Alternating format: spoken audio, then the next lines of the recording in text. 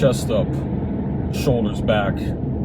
This is Revival Wrestling, where I have better wrestling takes than you, and you know it. And you guys have probably seen this debate going back and forth online, because this is how it goes with any wrestler that starts to get popular. A percentage of the fans will turn on them just because wrestling fans just love to be edgelords and be contrarian. And, you know, there's points to be made about that depending on who it is. Like, there are valid critiques to be made. That's a whole other issue with wrestling now. You're not allowed to critique anything either company does. Like, if you hate the company, everything they do sucks, it's not good, it's compensating, it's this or that, it's trying too hard. Anything the company you like does, oh no, it actually was a great idea. It's going to, you know what I mean? Like, wrestling fans in general, this might just be a symptom of how many younger people are on, like, Twitter and stuff and YouTube now. You can't tell behind the keyboard how young they are, but just how they talk, it's like, wow. I mean, just the stuff they say is so patently ridiculous in a lot of cases. But even so, there's a lot of dumb older people, too. Don't get it twisted.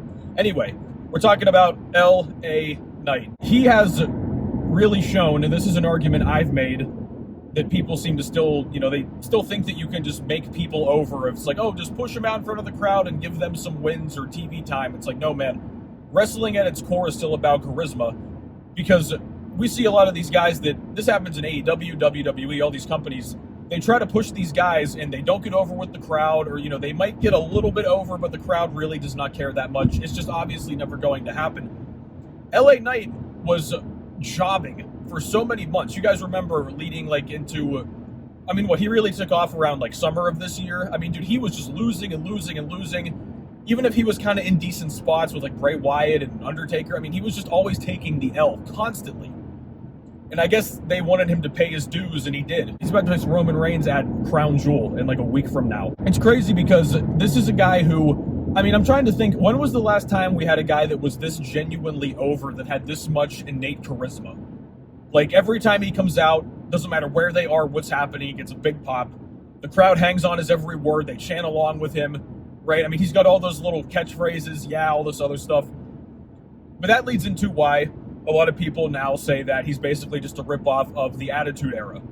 Most specifically, I see Stone Cold and The Rock. So you guys have probably seen in AEW, they call Ricky Starks The Rock. He called Edge bug eyes in that recent promo when Edge lost his shit. He's like, it's because you're a vanilla midget version of The Rock, dumbass. And 5'7" Daniel Bryan standing right next to him. It's hilarious. Ricky triggered the mess out of Edge with that. But that's the point we're at now. Anybody that actually manages to get over on their own, they're immediately going to get compared to guys from the Attitude Era, because that's when wrestling was at its peak. I was only like 3 or 4 years old as the Attitude Era was happening and coming to an end. But even as a kid, man, watching like SmackDown and Raw, whenever my mom would let me, if she caught me, she'd be like, don't watch that. But even back in the day, man, you guys remember the mid-card used to be entertaining. I mean, dude, we're at the point now where like some of the high-end matches on these shows, it's not even that good in terms of charisma, story, all this other stuff. So people now are so used to just boring wrestling that once you finally get someone that finds a way to get over, which that's all wrestling is, right? It's acting. You have to find a way to get over and get people to watch you. Except they're not going to innately root for your character like they would in a typical movie. You need to find a way to do it on your own. Even if you get tips from the writing team and storylines, it's up to the wrestler ultimately. And you get over, and then people are like, oh, well, he's just a knockoff of Stone Cold. I see this all the time online, dude. Oh, he walks like Stone Cold. He talks like Stone Cold. He does this like The Rock. He does this other thing. He's got a catchphrase. The yeah chants are like the what chants, all this other stuff. It's like, look, man, I get it. And, you know, a lot of things in life are repetitive, man. It's not just wrestling, okay?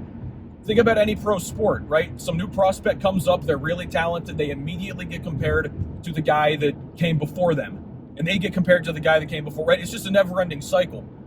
But something about wrestling, it's always this thing where they have to try to put these dudes down. And I mean, I can understand some of the comparisons, but is it bad? This is the point I'm trying to make, dude. It's like, we have a guy that finally, I mean, LA Knight is the closest thing to a throwback wrestler we have. I mean, who was the last person to be as organically over as LA Knight? And don't say Roman Reigns, because, I mean, Roman, you guys remember, he was struggling. I mean, he was just awful for so many years. Once the Shield broke up and they were just doing the whole big dog thing, I mean, he's improved his acting very much so. But even so, right, he's got the bloodline and Heyman, right? He's got a lot of chess pieces around him that make that possible. But who was the last guy that was this organically over? I just thought of Enzo and Cass. Those of you that have only been watching wrestling for a short time period probably don't know who that is. Cass is currently Big Bill in AEW. He's with Ricky Starks. But Enzo Amore, they came in, 2015 or 2016, I want to say. That guy, he was the short little dude, right? The whole dynamic was he was like the trash talker, then Big Cass would come and save him. That was their dynamic. But they were insanely over. You guys can look up clips of them online. I mean, millions of views, right? They basically were like Italians, Jersey Shore type of dudes that would roast people.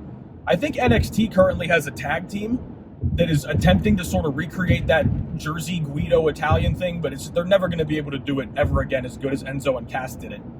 And their tenure came to an end because I think Cass, he had, addiction or mental health problems back then. Enzo got falsely accused. They fired him. I mean, the whole thing, it was really sad how they ended. They never even ended up winning a tag team championship, even though they were the most over tag team. It wasn't even close, man. They sold tons of merchandise. You could see their stuff. The crowd chanted along with everything they said. Not just a guy that gets cheered and that the audience likes and that's, generally over. I'm talking a guy that when the music hits, they're like, the crowd loses their stuff, right? Like they pop off their feet and they're like, oh my God, here we go. They hang on his every word. They chant with him. Merchandise sells ridiculously well. You know what I'm saying? Really? Like there's a different level between the guys who are near the top of the card, main event level, that the crowd's like, yeah, this is a solid main event. We like this guy or don't like this guy, versus somebody where people hang on their every word. Enzo and Cass were still winning matches when they got called up, if I'm not mistaken. They might not have initially, but they were winning, I think, relatively soon. I mean, Knight was destined to be buried. At least the way he was brought up and how that was going. I mean, that guy was going to be 6 feet under, and he just kept clawing out of it. He said, nah, right? But this was happening now, man. And he's about to have a match with Roman, and he's going to lose. Don't get it twisted. They're not going to give him the title. And as I talked about earlier, man, this is something on wrestling where everybody now, you're not allowed to criticize anything, right? You'll be like, this spot they did during the match wasn't very good. Why can't you just shut up and enjoy the show? Here's an idea, buddy. Don't watch. And you're like, dude, I want to watch it. I'm just giving my input, right? So that's a whole nother side. But when it comes to LA Knight, man, there hasn't been a whole lot to really critique the guy on. I mean, he's had a couple flubs in promos. That's going to happen, especially because he's never been on a stage this big. But for the most part, he seems to have fixed them, right? I mean, he had those verbal altercations with The Miz, and The Miz kind of tripped him up a couple times. You can comment on that. But realistically, man, I mean, he's not remarkable in the ring, but you don't need to be remarkable in the ring when you're that charismatic. That's another thing that the indie lovers, the NXT, the AEW crew, the trampoline addicts, they love just crazy move after crazy move because they think that's the only way you can get over. They think that's what wrestling is. They think it's just, okay, video games, XYB, R1, R2, it's just move after move after move. And that's what wrestling is. And they don't care about charisma. They just want to watch two guys jump in circles and do crazy stuff and clap for it. Which, I mean, if that's what you enjoy, man, that's fine. I get it. But that's not actual wrestling. The most over guys in history do it with the charisma, the psychology, the mouthpiece. A lot of these guys in the ring, I mean, even in the Attitude Era, man, even John Cena. John Cena was never... He was told he couldn't wrestle for years. I remember being a kid chanting that at John Cena because I hated him too, like everybody else did when it became cool, right? I mean, you don't need to be this remarkable in-ring specimen once you have the charisma to get over, because people actually care about what's going to happen to you, not just, oh, what is he doing now? What move is he doing now?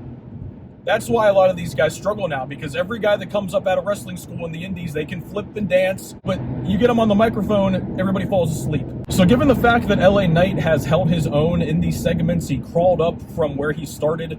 Even Maxine Dupree, or whatever the heck they wanted him to be, the Maxim Male Models thing at the beginning, I mean, that was dead on arrival, right? I would be interested to see what he could even do with that kind of in hindsight, because he probably would have made it even somewhat entertaining, because that's just the type of charisma he has. But it's like, there's so much valid stuff to complain about and draw comparisons to in wrestling today. But it's like, of all things, we finally have someone who's, I mean, he's objectively charismatic. Okay? I know people say, oh, well, wrestling is subjective, it's art, all this stuff. It's like, yeah, man, but dude, just listen to the crowd reactions, bro, okay? Just because a handful of people on Twitter really dislike or really like a given person, the main roster crowds and the segments and the ratings and stuff, that's the business end of this, guys. I know people on Twitter hate business. They think, oh, well, if I enjoy the show, it's a good show. It's like, yeah, sure, for you. But this is a business we're running here, people. I'm not even in the wrestling business, and I'm saying it as if I'm, you know, see what I'm saying? Like, dude, the lack of just understanding of business from so many wrestling fans it's astonishing. They're like, ratings aren't important, sponsorships aren't important, this doesn't matter. It's like, it's ridiculous, dude. But there's just so much to criticize about wrestling now. And this guy that has kind of carved out his own niche, just because he, has kind of similar vocal intonation as Stone Cold does, or maybe as The Rock does. But he speaks assertively. He has a few catchphrases. Like, we have to sit here and be like, oh, well, this guy's just a knockoff.